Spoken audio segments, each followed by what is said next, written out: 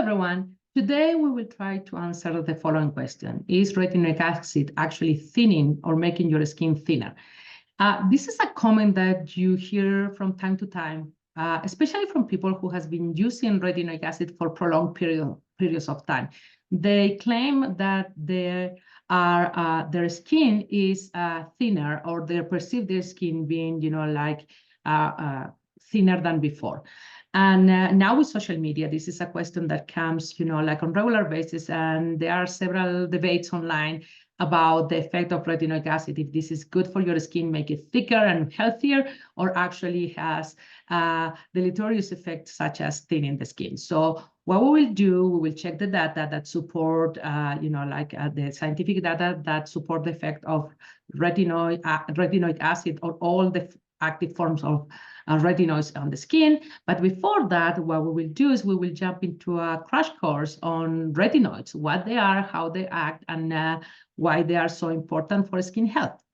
So retinoids are iconic ingredients in skincare, and they're available since the 1970s.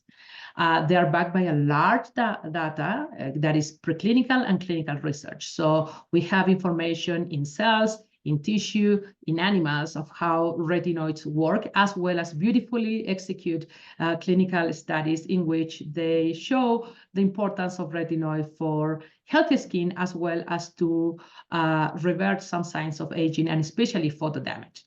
So for many, retinoids are the gold standard to improve photo damaged skin. And that speaks very high of what retinoids can do in your skin.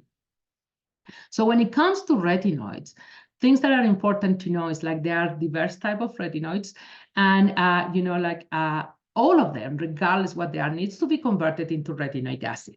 Why? Because retinoic acid is the the biologically active form, the one that produces an actual effect. And here we have, retinyl esters that can be converted to retinol, and then to retinoic acid. The rule of thumb is the further that you are from retinoic acid, the less efficacious that the retinoid is. And hence, you require higher concentration of this molecule in the product to have similar effect to retinoic acid. On the contrary, the closer that you are to retinoic acid, so for example, retinol and retinal, they in theory have a higher probability to produce irritation because they are more active. So when you formulate product, you want to have this sweet spot where you have a high concentration that produce minimum irritation. So one thing that is very important here, and I want you to pay attention, is like you see, there is only one part where the arrows goes in both directions, which is the conversion from retinal to retinol. So this is one of the beauty of retinal, because it can be converted in one direction to retinoic acid, but also can be converted to retinol. The cells are able to control very nicely the amount of retinal that they have, as well as, the amount of free retinal. And that allows us to control irritation. So that is the reason why retinal is so popular right now, is because it's a highly efficacious over-the-counter retinoid, which has a very good tolerability profile in the skin. So we say, that retinoic acid is the one that basically is the biologically active form. Why? Because this is the molecule that binds to receptors in the nucleus and trigger gene expression, such as those genes that control differentiation and proliferation, control the amount of sebum that is produced in the skin, or, induce collagen, elastin, or, changes the function of the skin. So to have this modification in gene expression, you have to have retinoic acid, which is the only of the retinoids that is recognized by the receptors and hence produce gene expression. So when it comes to evaluating the effect of retinoids on the skin, we need to start dissecting the skin, basically, where, these retinoids are affecting, they are able to affect the epidermis, the dermis, and the subcutaneous tissue. And we want to evaluate what is the effect on each of this tissue. Because when someone complains or, express their feeling that the skin is thinner due to prolonged use of retinoid, it could be that the epidermis is affected, the dermis, the subcutaneous tissue, both, all of them. some of them. So we want to go deep into the science and understand if there is an effect of retinoids on thinning the skin, which is the layer that is affected. So let's start with the epidermis. So in this slide, you can see a beautiful paper in which they studied the effect of retinol and retinoic acid on the thickness of the epidermis. So the epidermis is the upper layer of the skin, is mainly made by keratinocytes at different point on the differentiation, and is seen here in the control group, so the non-treated group, as this dark kind of bluish layer on the top of the skin. So what we observe after 4 weeks of treatment, either with retinol or retinoic acid, is an increase in the thickness of the epidermis. So the epidermis is like kind of fatter, like bigger, and you can see it in both, like immunohistochemistry. When you measure actually the thickness of the epidermis, you can see statistically significant, like when compared to the control. So the treatment with retinoids, specifically with retinol and retinoic acid, make the epidermis thicker. This is another paper where they show similar results. So they have here, like a marker for differentiation. This is basically Ki67, is a marker that is expressed in cells that are proliferating and differentiating. So normally you have a certain, like not a very large amount of cells expressing this marker, which you can see it here in brown. When you treat with retinol or retinoic acid, you can see an increase in the brown signal, which means more cells are proliferating and differentiating, and hence, the epidermis get thicker. And in this part, they show, what happened, what is the result when you actually measure the amount of keratinocyte per a certain area of the epidermis. And you can see that retinol and retinoic acid, both of them are able to increase the number of cells per area. And what is this suggesting is that, you have more cells, so there is proliferation and there is differentiation. So when it comes to the effect of retinoids on the epidermis, we can say that, they definitely make the epidermis thicker, and they make it, like healthier, and they are not thinning the epidermis. So let's move to the next layer, which is the dermis. Dermis is formed mainly by dermal fibroblasts, and these cells are responsible for the production of collagen, elastin, and glycosaminoglycans. So let's see what the data show. We see here, like, again, a comparison between retinol and retinoic acid. And these are basically human skin treated with these 2 ingredients. And what they were looking for is the deposit of pro-collagen 1 and pro-collagen 3. So collagen is a very complex molecule, and is produced as a pro-collagen molecule that is outside of the cell. Once that is outside of the cell, gets mature and form the collagen fibers. And these collagen fibers are the responsible for giving your skin the firmness. So collagen 1 is, I always say, is the best collagen that you can ask for your skin, is the one that produces the real firmness and is very abundant in youthful skin. Collagen 3 is what I call the emergency collagen. So it's produced in response to injury, or when you are remodeling the skin, basically you are like repairing some solar damage. And it's not as strong as collagen 1, but it's also very useful for the skin. When your skin is young and healthy, you have more collagen 1 than collagen 3. You have a ratio of 3 to 1. So for every 3 molecules of collagen 1, you have 1 molecule of collagen 3.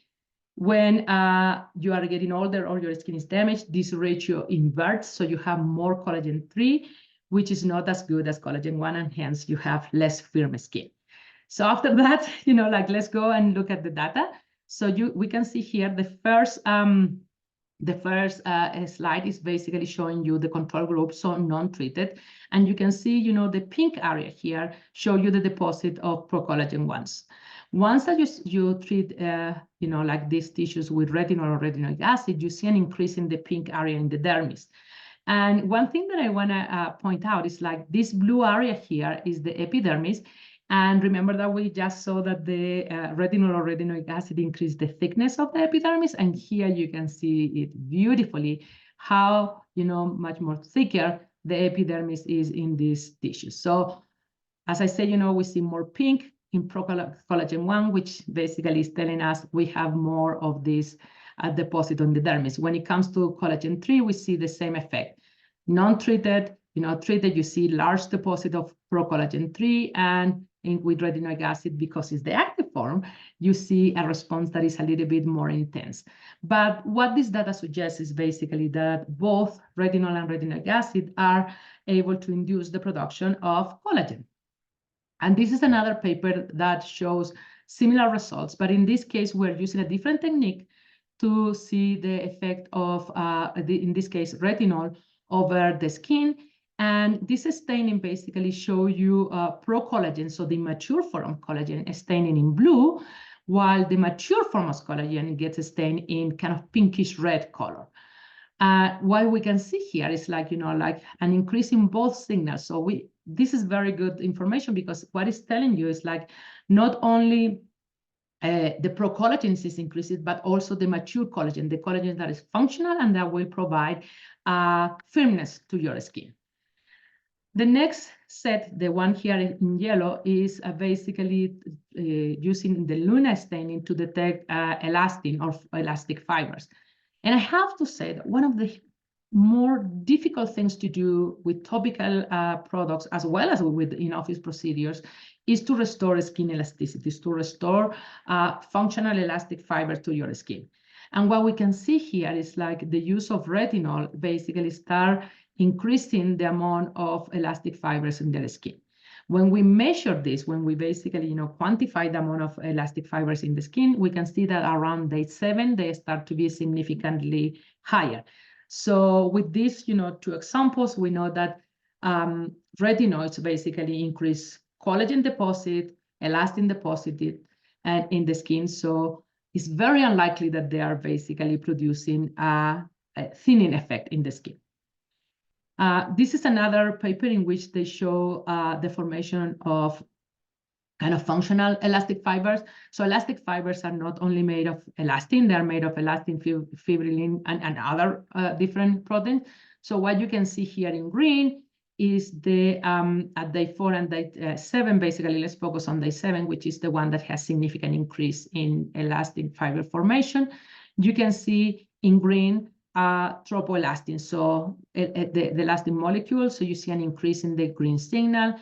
In red, or kind of like orangey here, you see fibrillin 1, also an increase of the signal. But when you put it together, elastin and fibrillin 1 are kind of like located in the same areas. Hence, you see kind of like yellow color, and that basically showing you that, or like hinting you that you are forming elastic fibers and functional elastic fiber. So the last thing that we will talk about in the dermis is the presence of glycosaminoglycans. So glycosaminoglycans are also produced by the fibroblast, and they are they are very important at like trapping water and also doing a lot of cell signaling regulation.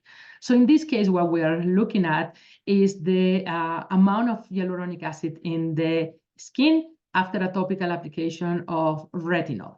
So these are 2 different subjects, so the 2 different biopsies. And what you see here is in pink, everything that is pink is hyaluronic acid. So the vehicle or the control, you see a certain level of expression of hyaluronic acid. What is very impressive is like after that you treat this with for 7 days with retinol, you see an increase in the pink color. So what it's telling you is like retinol not only increases collagen and elastin, but also increase hyaluronic acid production in the dermis. So very unlikely that highly efficacious retinoids will be affecting the thickness of, decreasing the thickness of the dermis. We know that they don't affect the epidermis. So we have one layer left to figure it out if this is the one responsible for the claim of skin thinning. So when it comes to subcutaneous tissue, this is the fat under your skin, basically. And we say keratinocytes are the main cells in the epidermis. In the dermis, you have dermal fibroblasts. In the subcutaneous tissue, the main type of cell that you have is called adipocyte, which are cells that are full of lipids inside. So let's see what the data say to us. So Vitamin A, which is the term that groups all the retinoids, is a nutrient with remarkable effect on adipocyte tissue biology and homeostasis. So we know that vitamin A is able to modulate the function of adipocyte. And some of this data is not from skin, it's from cultures and from, like other type of experiments. So I want to make that clear. This is not from subcutaneous fat studies.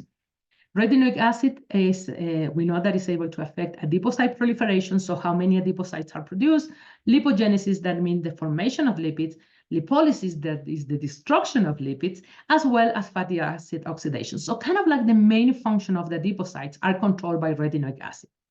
So what do we know based on peer-reviewed communication? We know that all trans retinoic acid are able to inhibit the proliferation of clonal pre-adipocyte cell lines. So what is happening is preventing the maturation of adipocyte. In addition, this inhibition happens in different type of cells, but only happens at very high concentration. So this is something that we need to remember when we try to extrapolate the data from the in vitro studies to what will happen in the skin.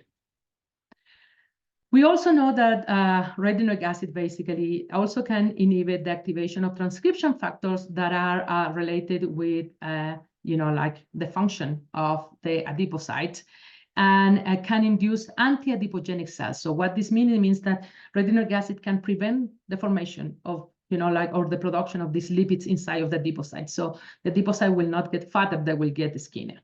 So far, retinoic acid, we know that can control the function of adipocyte, but it's kind of like a brake. It's preventing them from doing whatever adipocytes are doing. So this is a nice experiment that was done in culture. So these are basically adipocyte in culture. And here you can see the control group. So the blue circles are the nuclei of the cells, and everything that is kind of red around are the lipids in the vesicles that are inside of these cells. So you can see, a large amount of lipids because they are adipocyte. And what they did basically for a day, they treat them with different concentration of retinoic acid and to evaluate both proliferation as well as the content of lipids.